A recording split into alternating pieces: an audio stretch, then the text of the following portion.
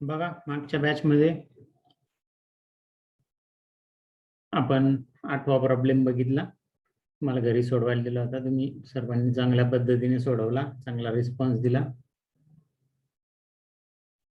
आता हा प्रॉब्लेम आपण टॅली मध्ये एंटर करणार. आवाज येतोय?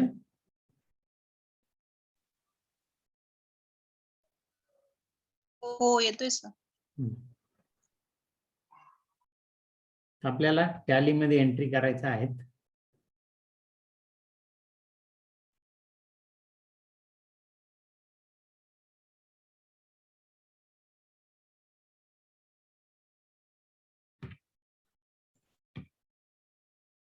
बघ, mister missus Manoj Kumar Tidke road, Wardha.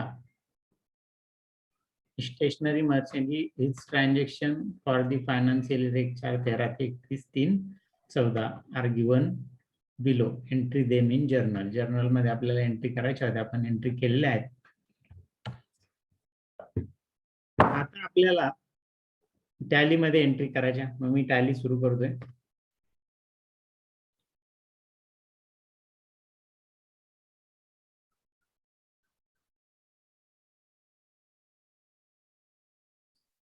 नेहमीप्रमाणे जी एक डिफॉल्ट कंपनी आपली ओपन झालेली जिंदाल कंपनी लिमिटेड, ती मला क्लोज करावी लागेल. शट कंपनी ऑप्शन त्या पर्यायाने मी बंद केली. आणि क्रिएट कंपनी ह्या कंपनी इन्फो मेनू आला, त्यातून क्रिएट कंपनी हा ऑप्शन मी निवडून पण नवीन कंपनी आपली तयार करायला जाऊ. आपली कंपनी का कोणत्या नावाने करायची आपल्याला? Mrs Manoj Kumar Tidke road, Wardha. Mrs Manoj Kumar. Address मध्ये Tidke road, Wardha, India. Country India, state Maharashtra निवडा. एम प्रेस केला. स्टेटच्या लिस्ट मध्ये महाराष्ट्र आपण निवडतोय. निवडला इथं. बाकीचे फील्ड मी स्किप करतोय, गरज नाही. फायनान्शियल इयर सुरुवात काय आहे? 1/4/13. 31/3/14 हे एंडिंगचं आहे. पण आपल्याला फक्त टॅली मध्ये 1/4/13 एवढंच टाकायचं असतं. बुक्स बिगिनिंग फ्रॉम आपण तिथूनच लिहायला सुरुवात करतोय, त्यामुळे ती डेट तेच टाकायची. बरेच जण इथे 31/3 टाकतात, तर ती टाकायची नाही. झाले. बाकी फील्ड्स जशीचे तसे ठेवले.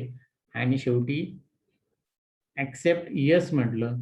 कंपनी आपली तयार झाली आणि तयार होऊन गेटवे ऑफ टॅली मेनू आपल्या समोर आला. आपली कंपनी डाव्या साईडला आपल्याला दिसते, Manoj Kumar. No voucher enter. Current period दिसतो आपल्याला 1/4/13 ते 31/3/14 आणि करंट डेट 1 एप्रिल 2013 आपल्याला इथे दिसते. टॅली मध्ये आल्यानंतर आपल्याला पहिलं एक सेटिंग करायचंय. तुम्हाला मी सांगितलेलं आहे काय सेटिंग करायचंय, तर फीचर्सचं सेटिंग करायचंय. यातले काही फीचर आपल्याला बंद करायचे, जसं की इन्व्हेंटरी फीचर. बघा, इथे इन्व्हेंटरी मेनू एक आलेला आहे, इथे इन्व्हेंटरी व्हाउचर्स आलेला आहेत आणि इकडे स्टॉक समरी आलेली आहे. हे सगळं इन्व्हेंटरीशी रिलेटेड मेनूज आहे. हे नकोय आपल्याला, म्हणून मला ते बंद करायचे. इन्व्हेंटरी फीचर नकोय मला, फक्त अकाउंट्स ओनली मेथड पाहिजे ते. मग F11 ला मी क्लिक केलं. त्यातला पहिलाच पर्याय आहे अकाउंटिंग फीचर्स, त्यावर मी एंटर दिला. आणि मेंटेन अकाउंट्स ओनली पहिलाच ऑप्शन आहे, त्याला मी यस केलं. मला फक्त अकाउंट्स ओनलीच पाहिजेत आहे, इन्व्हेंटरी नको आहे, म्हणून मी इन्व्हेंटरी काढून टाकलं. Maintain will buy. आणि नंतर पुढे 3-4 नंबरला आउटस्टँडिंग मॅनेजमेंट मध्ये पुन्हा पहिलाच ऑप्शन आहे मेंटेन बिलवाईज डिटेल. तिथं पण तुम्ही नो करा. बिलवाईज पण फॅसिलिटी सध्या नको आहेत. आपण शिकलेलोच नाहीये बिलवाईज फॅसिलिटी, म्हणून आपण ती पण ऑफ करतोय, नो म्हणतोय. बाकी ठिकाणी एंटर देऊ आणि ऍक्सेप्ट यस म्हटलं. हे सेटिंग काय झालं? सेव्ह झालेलं. बघा, झालं सेव्ह. सेव्ह झाल्यानंतर या कंपनी फीचर्स मेनू मधून मी बाहेर पडतो. बाहेर आल्यानंतर गेट यू ऑफ टॅली मध्ये तुम्हाला जे मी मेनू दाखवले होते आता, अकाउंटिंग इन्फोच्या खाली एक इन्व्हेंटरी इन्फो होता, अकाउंटिंग व्हाउचरच्या खाली इन्व्हेंटरी व्हाउचर होता आणि खाली डिस्प्ले मेनू मध्ये काही स्टॉक समरी म्हणून ऑप्शन होता. तर तो तिथून काय झालेला आहे, निघून गेलेला आहे, कारण की आपण इन्व्हेंटरी फीचर्स ऑफ केलेले आहेत. ठीक आहे, आता आपल्या एंट्रीकडे जाऊ. पहिली एंट्री बघू आपण. आपल्या प्रेझेंटेशन मध्ये पहिली एंट्री आहे, commenced business with cash 1,75,000, cash account debit to capital account, अशी एंट्री झालेली आहे. आपण कालच्या प्रॉब्लेम मध्ये फक्त, मागच्या प्रॉब्लेम मध्ये म्हणा, फक्त एंट्रीज करून घेतल्या. तुम्ही एंट्री सोडवल्या, मी त्या समजून सांगितल्या, जर चुकल्या त्या. पण ग्रुप सिलेक्शन आपलं राहिलेलं आहे. तर आपल्याला या प्रॉब्लेम मध्ये ग्रुप सिलेक्शन पहिले करून घ्यावं लागेल. Cash account debit to capital account, याच्यामध्ये कॅश तर ऑलरेडी कंपनी क्रिएट झाल्याबरोबर तयार झालेलीच असते कॅश अकाउंट. बघू आपण टॅलीमध्ये जाऊन खरोखर झालंय का. मग कुठं बघणार आपण, अकाउंटिंग इन्फो, त्याच्यामध्ये लेजर्स, लेजर मध्ये डिस्प्ले म्हणून ऑप्शन असतो. डिस्प्लेने आपण तुम्ही तुमच्या कंपनीमध्ये कोणकोणते लेजर अकाउंट्स क्रिएट आहे ते बघू शकतात. मग मी डिस्प्लेवर एंटर देतो. मग या ठिकाणी 2 लेजर तयार आहेत, एक कॅश आणि एक प्रॉफिट अँड लॉस. हे 2 लेजर तुमच्या समोर आहेत, हे ऑलरेडी तयार आहेत. त्याच्यावर जर एंटर देऊन बघितलं तर ते दिसेल आपल्याला का ते कॅश इन हँड या ग्रुपच्या अंडर ओपन आहे. बरोबर. तर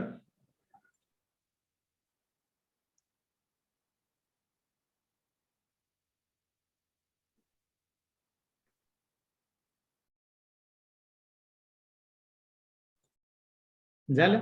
आता आवाज येतोय ना सर्वांना.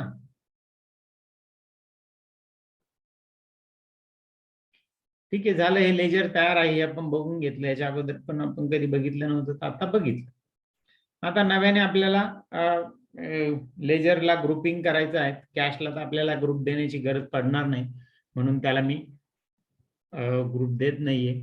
कॅपिटलला आपल्याला ग्रुप द्यायचा आहे. काय ग्रुप द्याल कॅपिटलला? Capital account. Capital account. मग कॅपिटल अकाउंट आपण हा ग्रुप देऊ त्याला. ठीक आहे, झाल्यानंतर पुढची एंट्री आहे purchase account debit to cash. त्याच्यामध्ये परचेसला आपल्याला ग्रुप द्यावा लागेल. काय ग्रुप देऊ मग परचेसला? Purchase account. Purchase account. त्याला ग्रुप आहे स्पेशल, त्याच नावाने ग्रुप आहे. कॅपिटलचा ग्रुप त्याच्या स्वतःच्या नावानेच आहे. बरोबर. असे बरेच जे मेन अकाउंट आहे त्यांचे बरेच मेन अकाउंटचे ग्रुप हे त्यांच्या स्वतःच्या नावाने आहेत. उदाहरणार्थ कॅश अकाउंट नेहमी लागतं, त्याला cash in hand. Bank account नेहमी लागतं, त्याला बँक अकाउंटच ग्रुप आहे. कॅपिटल अकाउंट प्रत्येक याच्यात येतच एंट्रीमध्ये, त्याला कॅपिटल अकाउंट. परचेस अकाउंट त्याला नेहमी येणार अकाउंट आहे, त्याला परचेस अकाउंट. सेल्स अकाउंट हे नेहमी येणार अकाउंट आहे, त्याला सेल्स अकाउंट हाच ग्रुप आहे. म्हणजे हे 5ही अकाउंट तुम्ही बघा, याच्यामध्ये यांचा वापर खूप आहे. म्हणजे खूप आपल्या एंट्रीमध्ये नेहमी सारखे येतात. आता पुढचा कॅश, कॅशला ग्रुप देण्याची गरज नाही, म्हणून मी त्याला स्किप केलं. पुढच्या एंट्रीकडे जाऊ. पुढची एंट्री आपली, काहींच्या जर एंट्री लिहायच्या राहिलेल्या असेल वर्कबुक मध्ये तर त्यांनी हे चालू असताना लिहून पण घ्या. Sold goods to Shrikant ₹75,000, Shrikant account debit to sales, अशी एंट्री झाली आहे. या ठिकाणी आलेले दोन्ही अकाउंट आपल्याला तयार करावे लागतील आणि श्रीकांतला आपल्याला ग्रुप द्यावा लागेल. सांगा ग्रुप काय द्याल श्रीकांतला? Sundry debtors. Sundry debtors. ज्याला माल उधारीवर आपण विकतो तो आपला डेटर्स असतो, म्हणून त्याला सन्ड्री डेटर्स हा आपण ग्रुप देतोय. आणि सेल्स अकाउंट, सेल्स अकाउंटला काय ग्रुप द्याल? Sales account. Sales account. बघा पुन्हा एकदा, त्या 5 अकाउंट पैकी एक अकाउंट आहे की ज्याला सेम त्याच नावानेच ग्रुप आहे, सेल्स अकाउंट. पुढे आहे bank of Maharashtra. Cash deposited in Bank of Maharashtra 1 lakh. Bank of Maharashtra account debit to cash अशी एंट्री झाली आहे.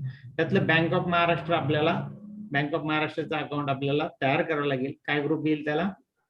Bank account. Bank account. त्याला ग्रुप येईल बँक. आणि कॅश आपल्याकडे ऑलरेडी तयार असतं, त्याला आपल्याला ग्रुप देण्याची गरज नाही. ठीक आहे, पुढच्या एंट्रीकडे जाऊ. तिथं आहे paid office rent and taxes 13,500 by cheque. Rent and taxes account debit to bank account. त्यातलं बँक अकाउंट तर ऑलरेडी वरच्या एंट्रीत आलंय.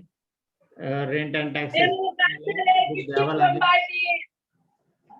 काय ग्रुप द्याल रेंट अँड टॅक्सेसला? Indirect expenses. Indirect expenses. Indirect expenses. तो खर्च आहे आपला आणि खर्चाला दोनच ग्रुप आहे, डायरेक्ट आणि इनडायरेक्ट, हे दोनच ग्रुप. बँकेला ग्रुप देण्याची गरज नाही, ऑलरेडी दिला आपण. Invested in shares of ACC company limited ₹25,000 and payment made by cheque. या ठिकाणी आपण शेअर्स मध्ये गुंतवणूक केली आहेत, शेअर्स आपण परचेस केले आहेत आणि कोणाचे केले? त्या एसीसी कंपनीचे.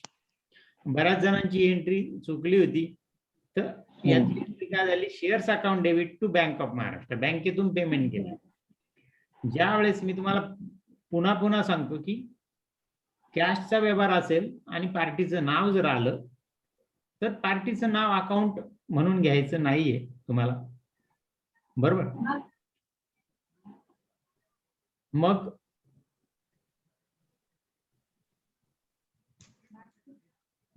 मग बघा आता shares account debit to bank of Maharashtra हे एंट्री आहे आपली. त्याच्यामध्ये शेअर्स अकाउंटला आपल्याला ग्रुप द्यावा लागेल आणि काय ग्रुप येईल? Indirect investment.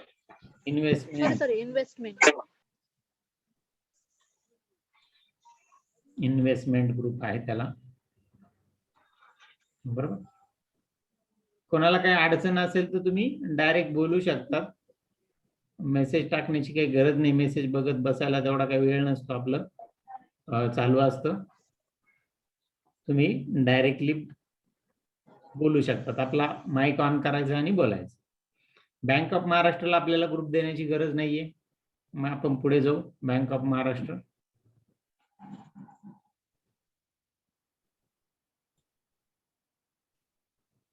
त्यानंतर पुढे आहे cash received ₹74,000 from Shrikant in full settlement of his account. श्रीकांतला आपण माल विकला होता 75,000चा, त्याने आपल्याला 74,500 दिले. ही पण एंट्री मध्ये तुम्हाला थोडं कन्फ्युजन झालं होतं. 74,500चा माल पैसे मिळतात पण 75,000च्या अगेन्स्ट, म्हणजे 500 रुपये आपण त्याला सोडून दिले म्हणजे त्याला डिस्काउंट म्हणतात. आपण त्यांना डिस्काउंट दिले 500 रुपये. मग डिस्काउंट दिल्यावर आपल्याला समोरची व्यक्ती फक्त 74,500 देईल, म्हणून कॅश आली आपल्याकडे. कॅशला डेबिट 74,500, डिस्काउंट पेड हा खर्च आहे आपला, म्हणून नॉमिनल अकाउंट सांगतं खर्चाला पण डेबिट 500 रुपये आणि श्रीकांत टू श्रीकांत अकाउंट 75,000 आणि cash received in full settlement of account ही आपली एंट्री झाली. ही एंट्री मी पुन्हा समजून सांगतोय, ज्या एंट्री तुमच्या जास्त जणांच्या चुकल्या होत्या त्या एंट्री आपण पुन्हा घेतल्या. बघा आता या एंट्री मध्ये आलेले 3 अकाउंट आहेत, त्यापैकी डिस्काउंट पेड हे अकाउंट आपल्याला नव्याने आहे, तो आपला खर्च आहे. कॅश तर ऑलरेडी आले, त्याला आपल्याला ग्रुप देण्याची गरज नाही. डिस्काउंट पेडला काय ग्रुप द्याल? Indirect expenses. इनडायरेक्ट एक्सपेन्सेस, बरोबर. आणि श्रीकांत ऑलरेडी तयार आहे, ऑलरेडी वरती आलेला आपला डेटर्स आहे, बरोबर. पुढची entry purchase land and building. Land and building ही आपली ऍसेट आहे आणि ऍसेट असल्यामुळे त्याला परचेस अकाउंट येणार नाही, ती ऍसेटचा अकाउंट येईल, बरोबर. परचेस अकाउंट केव्हा येईल? गुड्स परचेस केला तरच परचेस अकाउंट येईल. मग land and building account debit to cash अशी एंट्री झाली, त्यातल्या लँड अँड बिल्डिंगला आपल्याला ग्रुप द्यायचा आहे. काय ग्रुप देणार आपण? Fixed fix assets. ऍसेट. आपली फिक्स ऍसेट आहे आणि कॅशला आपल्याला ग्रुप देण्याची गरज नाही. ठीक आहे, जाऊ आता पुढच्या एंट्रीकडे. Salary account debit to cash account paid salary to staff असं म्हटलेलं आहे. सॅलरी हे आपलं नव्याने अकाउंट आहे, हा आपला खर्च आहे आणि खर्चाला कोणता ग्रुप येईल? Indirect expenses. Indirect expenses. Direct expenses हा ग्रुप आपण देतोय आणि कॅशला गरज नाही, कॅश ऑलरेडी तयार असतं. पुढे आहे आपल्याकडे sold goods on cash. Cash मध्ये सेल झाला, cash account debit to sales account. कॅशला तर काही आपल्याला ग्रुप देण्याची गरज नाही आणि सेल्सला पण नाही, कारण की ऑलरेडी वरती आलेले हे दोन्ही अकाउंट्स वरती आलेले, त्यांना ग्रुपची गरज नाही. पुढच्या एंट्री मध्ये पेड टू अभियन for the picnic of school ₹5,000. 5,000 रुपये पिकनिक साठी पेड केले, म्हणजे तो पर्सनल एक्सपेन्सेस. पर्सनल एक्सपेन्सेस आला का ड्रॉइंग अकाउंटला तुम्हाला डेबिट द्यायचं आणि ड्रॉइंग अकाउंट आपल्याला टॅलीमध्ये तयार करावं लागेल. काय ग्रुप द्यावा लागेल त्याला? Capital account. Capital account. account. Drawing हा पर्सनल एक्सपेन्सेस आहे त्या व्यक्तीचा किंवा त्या प्रोप्रायटरचा, म्हणून प्रोप्रायटरचा अकाउंट तर कॅपिटलच्या अंडर येतच, पण त्याचं ड्रॉइंग अकाउंट सुद्धा कॅपिटलच्या अंडर येतं. Chart. त्यानंतर 2.1 ला sold goods for cash to sales अशी झालेली एंट्री, त्यामध्ये दोन्ही अकाउंट आपल्याकडे ऑलरेडी वरती आले, त्यामुळे त्याला ग्रुपिंग करण्याची गरज नाही. पुढे heating and lighting to cash अशी एंट्री झाली. पेड हिटिंग अँड लाइटिंग ₹10,000 अशी आपली एंट्री आहे. हिटिंग अँड लाइटिंग हा आपला खर्च आहे आणि या खर्चातला आपल्याला ग्रुप द्यावा लागेल. काय ग्रुप द्याल? Indirect Direct expenses. expenses. Indirect नाही येणार, त्याला डायरेक्ट एक्सपेन्सेस. Direct expenses. तो उत्पादनाशी संबंधित आहे. हिटिंग अँड लाइटिंग कशाला लागतं? तो उत्पादनाला लागतं. बरोबर. हो. उत्पादनाशी संबंधित ग्रुप आहे, त्याला डायरेक्ट एक्सपेन्सेस मध्ये आपल्याला टाकावं लागेल. पेड डायरेक्ट एक्सपेन्सेस क्वचितच येतात, त्यामुळे तुमचं कन्फ्युजन झालेलं असू शकतं. आणि जरीही तुम्ही चुकला, डायरेक्टचं तुम्ही इनडायरेक्ट केलं, तर प्रॉफिटवर, नेट प्रॉफिटवर काहीही फरक पडत नाही, लक्षात घ्या. बॅलन्स शीटच्या टॅली टोटलवर काहीही फरक पडत नाही. त्यामुळे डायरेक्टचं इनडायरेक्ट झालं म्हणून घाबरून जायचं काम नाहीये. फक्त ग्रॉस प्रॉफिट आपला बदलेल. आपण प्रॉपर केलं तर चांगलीच गोष्ट आहे, पण नाही तुम्हाला समजलं तर त्याला खर्च एवढं समजलं तर तुम्ही इनडायरेक्ट एक्सपेन्सेस करू शकतात, काही प्रॉब्लेम नाही. इनडायरेक्ट एक्सपेन्सेस दिला म्हणजे लगेच चुकलं सगळं चुकेल असं होणार नाही. त्यामुळे इनडायरेक्टचं डायरेक्ट झालं याने फरक पडणार नाही, हे मी मागच्या वेळेस सांगितलंय तुम्हाला. पण आपण प्रॉपर द्यावं एवढंच फक्त इथं आहे.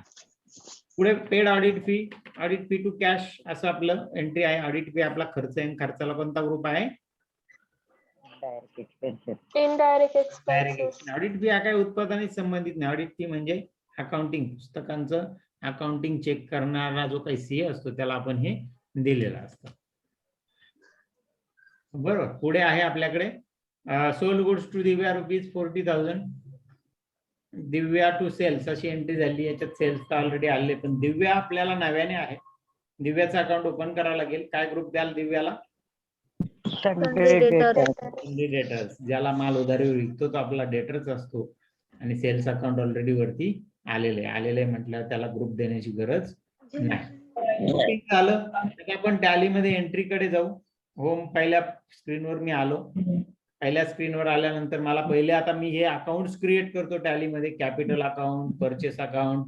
जाऊ टॅलीमध्ये, अकाउंट, त्याच्यामध्ये लेजर्स, त्याच्यामध्ये क्रिएट ऑप्शन निवडायचा आहे. परचेस पहिले कॅपिटल अकाउंट तयार करावं लागेल. कॅपिटल अकाउंट, त्याला ग्रुप आहे कॅपिटल. आपण घेतलेला जे इतक्यात बघितलं आपण, मी आता पटपट ते तयार करतो. पुढचं अकाउंट आहे परचेस अकाउंट, त्याला परचेस ग्रुप आहे. परचेस अकाउंट, त्याला परचेस ग्रुप पी प्रेस केला, त्यातून परचेस निवडला, झालं. ऍक्सेप्ट यस म्हटलं. बघा पुढच्या स्लाइडवर आता अजून काही अकाउंट्स आहेत तर ते आहे म्हणजे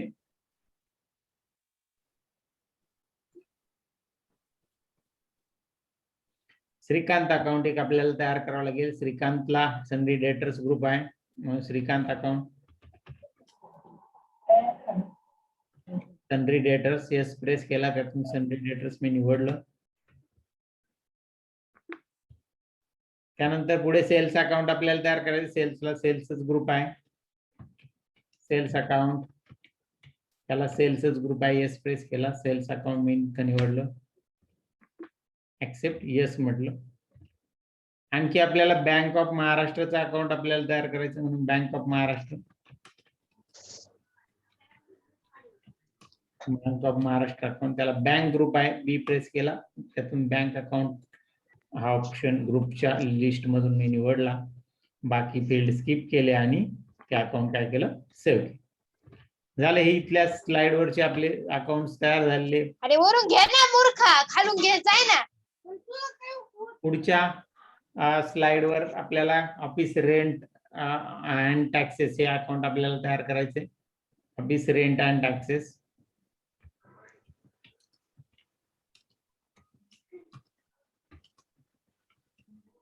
office rent and taxes. Indirect expenses च्या अंडर आहे म्हणून मी इनडायरेक्ट एक्सपेन्सेस त्याला निवडलं आणि अकाउंट सेव्ह केलं. पुढे आहे आपल्याकडे शेअर्स अकाउंट, त्याला इन्व्हेस्टमेंट ग्रुप आहे. मग शेअर्स अकाउंट मी तयार करतो. त्याला एक कोणता ग्रुप आहे? Investment. Share account investment group I press केला, त्यातला इन्व्हेस्टमेंट म्हणून ग्रुप आहे तो निवडला आणि ते पण अकाउंट आपण सेव्ह केलं. पुढे जाऊ, पुढची स्लाइड घेऊ आपण.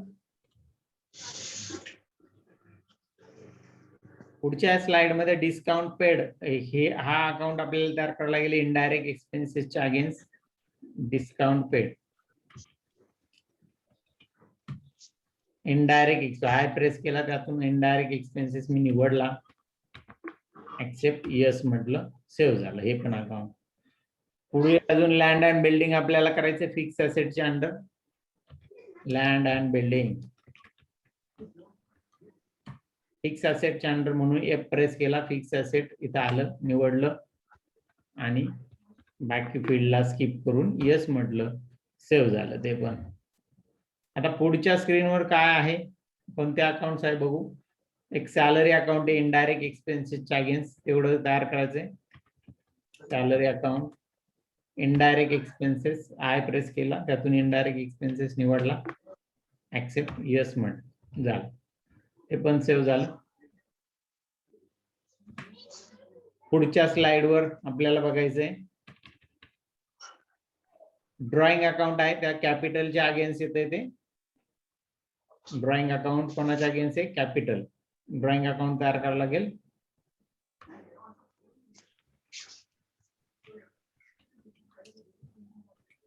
कॅपिटल सी प्रेस केला, त्यातून कॅपिटल मी निवडलं, एंटर दिला, ऍक्सेप्ट यस म्हटलं, सेव्ह झालं. याच्यात आता अजून कोणतं राहिलेलं नाही. पुढच्या स्क्रीनवर मला जावं लागेल. पुढच्या स्क्रीनवर हिटिंग अँड लाइटिंग हे अकाउंट आहे डायरेक्ट एक्सपेन्सेसच्या against. Heating and lighting direct एक्सपेन्सेसच्या अगेन्स्ट डी प्रेस केला, त्यातून डायरेक्ट एक्सपेन्सेस मी निवडला, ऍक्सेप्ट यस म्हटलं, अकाउंट सेव्ह झालेलं. त्यानंतर अजून कोणतं अकाउंट आहे बघू. हा, इथं ऑडिट फी आपलं एक राहिलेलं आहे. ऑडिट फी अकाउंट ते पण इनडायरेक्ट एक्सपेन्सेसच्या अगेन्स्ट आहे म्हणून आय प्रेस केला, इनडायरेक्ट एक्सपेन्सेस मी निवडला आणि अकाउंट सेव्ह. त्यानंतर पुढच्या स्लाइडवर आपल्याला जावं लागेल. पुढच्या स्लाइडवर दिव्याचा अकाउंट आपल्याला तयार करायचंय, ते सनरी डेटरच्या अगेन्स्ट. दिव्या सनरी डेटर्स येस प्रेस केला, त्यातून सनरी डेटर्स मी निवडलं, बघा, ऍक्सेप्ट यस म्हटलं.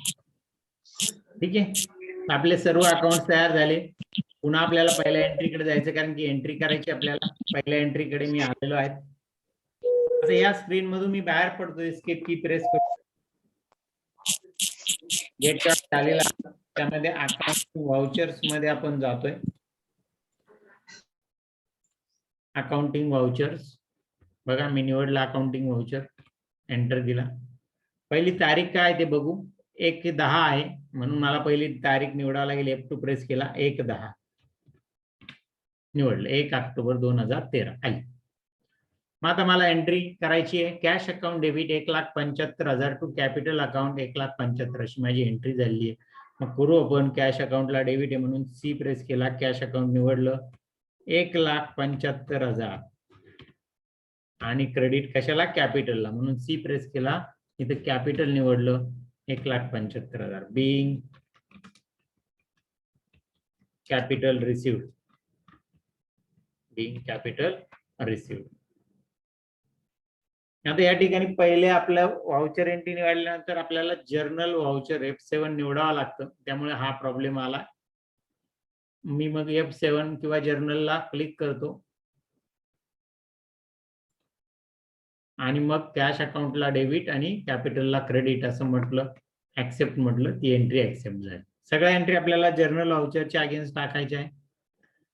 पुढची entry purchase account debit to cash. परचेस झालेला माल 70,000चा. परचेस टू कॅश 2/10 ची एंट्री. पहिले मी तारीख बदलतो 2/10.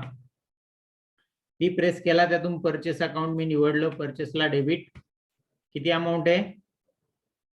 70,000. 70,000. आणि क्रेडिट कशाला आहे? तर कॅशला. कॅश मध्ये परचेस म्हणून कॅश. बघा, सी प्रेस केला, कॅश अकाउंटला क्रेडिट झालं 70,000. Being cash purchases. Being cash purchases. Accept yes म्हटलं. ठीक आहे, झालं इथपर्यंत. पुढच्या स्क्रीनवर आपण जाऊ. पुढच्या स्क्रीनवर आहे Shrikant account debit to sales. श्रीकांतला माल विकला 75,000चा. 31 तारखेला विकला. 31/10. मला पहिले तारीख बदलावी लागेल. तारीख बदलली. 31/10. 31 ऑक्टोबर आलेलं आहे. श्रीकांतला डेबिट आणि सेल्सला क्रेडिट आहे. अमाऊंट किती आहे? 75,000. Shrikant account debit to sales. मग एस प्रेस केला. श्रीकांत अकाउंट मी इथं निवडला. 75,000 टाईप केलं आणि क्रेडिट आहे सेल्सला म्हणून एस प्रेस केला. त्यातून सेल्स निवड.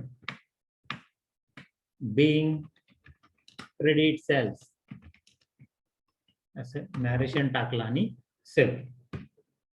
एंट्री सेव्ह झाली. पुढच्या एंट्रीकडे जायचंय. पुढची आहे bank of Maharashtra account debit to cash. बँकेत डिपॉझिट झाले 1 लाख. पण 1/11ची एंट्री आहे. मला पहिले डेट बदलावं लागेल. F2 1/11 ऑलरेडी आली. 31 नंतर 1/11च येते. एंटर दिला. 1 लाखाची एंट्री आहे. बँक ऑफ महाराष्ट्राला डेबिट आहे म्हणून बी प्रेस केला. Bank of Maharashtra account debit 1 lakh. आणि चेकच्या डिटेलचा स्क्रीन होता. क्रेडिट कॅशला आहे म्हणून सी प्रेस केला आणि कॅश अकाउंट मी निवडलं. Being cash deposited into bank. Accept yes म्हटलं. एंट्री पण काय झाली? सेव्ह झाली. जाऊ पुढच्या एंट्रीकडे. पुढच्या स्क्रीनवर पुढची एंट्री आहे. एंट्री झाल्या इथल्या. पुढच्या स्क्रीनवर 2/11ची एंट्री आहे. Paid office rent and taxes. मग office rent and taxes account debit to bank of महाराष्ट्राची एंट्री झाली 2/11ला 13,500. F2 प्रेस केला. 2/11 मी निवडलं. ऑफिस रेंट अँड टॅक्सेसला डेबिट 13,500 आणि क्रेडिट कॅश गेली म्हणून बँकेतून गेली म्हणून बँक ऑफ महाराष्ट्राला क्रेडिट आहे. Bank of Maharashtra credit. चेकचे डिटेल तो विचारतोय, ते स्किप केले मी. Being office rent and taxes कसं काम करायचं पेड बाय चेक. ठीक आहे. आईच्या वेळेला काम जेवण करून देते काय. सर्वांना एक सूचना आहे, जर माईक जर गरज असेल तरच ऑन करा, म्हणजे मग तुमचा आजूबाजूचा आवाज येत नाही. झाली ही पण एंट्री झाली. अमाऊंट बरोबर आहे ना, बघून घ्या. बरोबर 13,500 बरोबर झाली. सेव्ह करतो. ऍक्सेप्ट यस म्हटलं. पुढची एंट्री आहे आपल्याकडे 2/11/2013. Invested in shares. Shares account debit 25,000 to bank of Maharashtra 25,000 अशी आपली एंट्री झाली. मग पहिली मला डेट बदलावी लागेल. 2/11च आहे. डेट बदलायची गरज नाही, ऑलरेडी सेम डेट आहे. मग shares account debit 25,000 to bank of Maharashtra. चेकने पैसे गेले म्हणून बँक ऑफ महाराष्ट्र क्रेडिट. चेकचे डिटेल विचारतो, ते माझ्याकडे नाही म्हणून मी स्किप केले. Being shares purchase.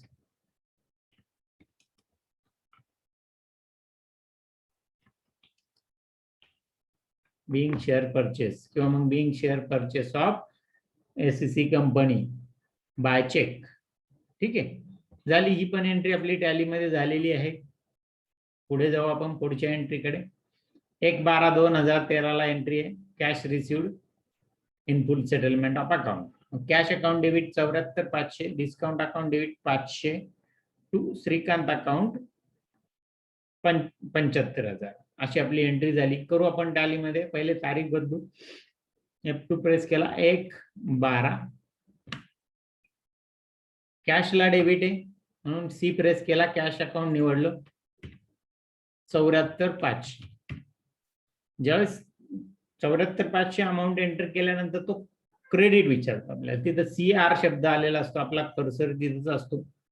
पण आपले 2 डेबिट असल्यामुळे तुम्हाला तो DR करून घ्यावा लागेल. म्हणजे अजून एक डेबिट आहे डिस्काउंट पेडला. डिस्काउंट डी प्रेस केला, त्यातला डिस्काउंट पेड मी निवडलं. 500 रुपये डिस्काउंट आहे म्हणून 500 निवडलं. आणि क्रेडिट कोणाला आहे? श्रीकांतला 75,000. मग एस प्रेस केला, श्रीकांत मी निवडला इथं 75,000. बघा आता श्रीकांतची इथं बॅलन्स हा 0 झाला, कारण त्याची कॅश आली 75, त्याकडून 75 येणं होतं, पूर्ण आलं. कसं आलं? 74,500 कॅश आणि डिस्काउंट दिला त्याला 500. Being cash received in settlement of account, being cash received in full settlement of account, आणि एंट्री सेव्ह. जाऊ आता पुढच्या एंट्रीकडे. पुढची एंट्री आहे purchase land and building. Purchase land and building.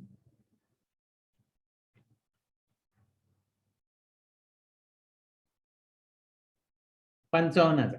55,000ची land and building purchase केली. Land and building account debit to cash अशी entry झाली. 2/12ची एंट्री. पहिले आपण डेट बदलू आणि मग एंट्री करू.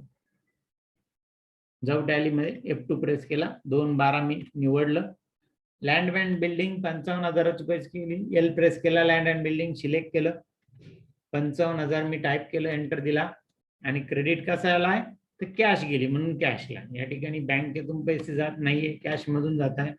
बी लँड अँड बिल्डिंग परचेस.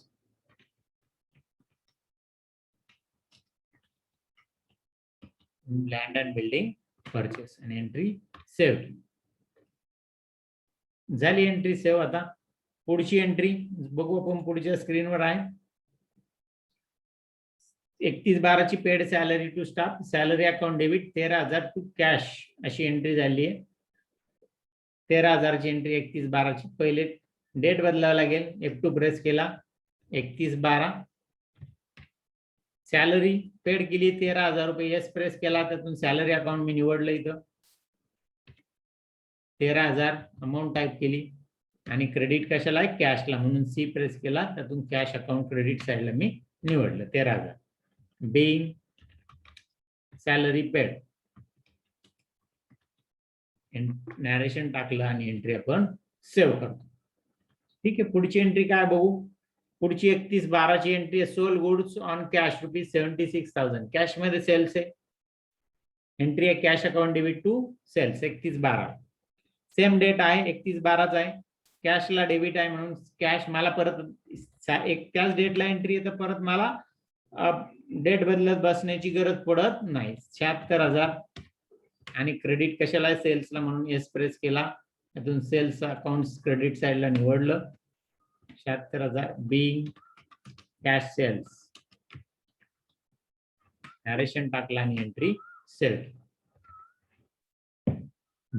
झाली. ही पण आपली एंट्री पुढे झालेली आहे. पुढच्या स्क्रीनवर आपल्याला जायचंय. येतोय पुढचा स्क्रीन.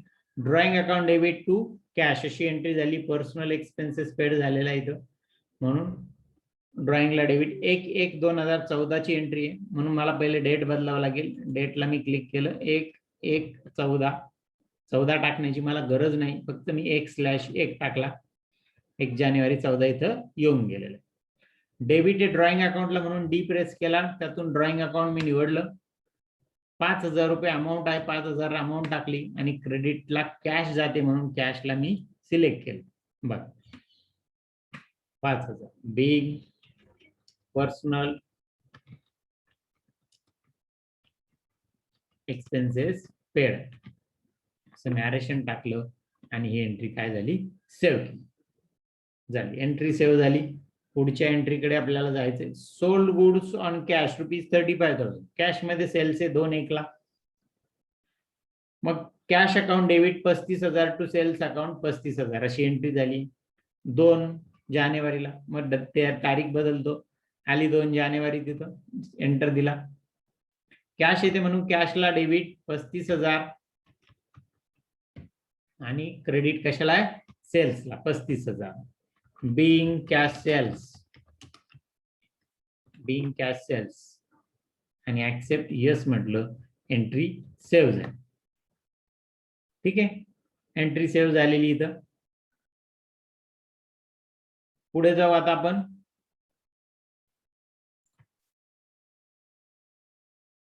पुढची एंट्री आहे 1/2ची, 1 फेब्रुवारीची. Paid heating and lighting ₹10,000. Heating and lighting account debit 10,000 to cash account 1 फेब्रुवारी. मग पहिले मी तारीख टाकतो, F2 प्रेस केला, 1/2 असं टाईप केलं, एंटर दिला. इथे 1 फेब्रुवारी येऊन गेलं. हिटिंग अँड लाइटिंगला डेबिट आहे 10,000चं म्हणून हिटिंग अँड लाइटिंग सिलेक्ट केलं, डेबिट साईडला 10,000 अमाऊंट टाईप केली. आणि क्रेडिटला काय? कॅश जाते म्हणून कॅशला क्रेडिट आपण दिलं 10,000. Being heating and lighting paid आणि एंटर देऊन ही पण एंट्री आपण काय केली? सेव्ह झाली. सेव्ह. पुढची एंट्री काय? पुढची आहे audit fee account debit to cash. 1,500ची एंट्री आहे आणि 2 फेब्रुवारीची आहे. Audit fee to cash 1,500. पहिले डेट बदलू आपण. डेटला मी क्लिक केलं, 2 तारीख ऑलरेडी आली कारण की 1 तारीख अगोदरची होती. ऑटोमॅटिक टॅली 1 ने पुढे जातो, 1 तारखेने निवडली. ऑडिट फीला डेबिट आहे, ऑडिट फी अकाउंट डेबिट ₹1,500 आणि क्रेडिट साईडला कोण आहे? कॅश, म्हणून मी इथं कॅश निवडतो. क्रेडिट साईडला cash. Being audit fee paid, being audit fee paid आणि एंट्री काय झाली? सेव्ह झाली. ही पण एंट्री आपली सेव्ह झाली. बघू आता पुढे काय आहे अजून. पुढे आता शेवटची एंट्री आली, Divya account debit to cells.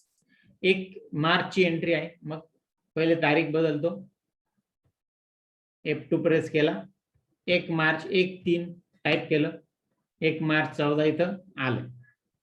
बरोबर. आता दिव्याला डेबिट आहे म्हणून दिव्या अकाउंट डेबिट किती? 40,000.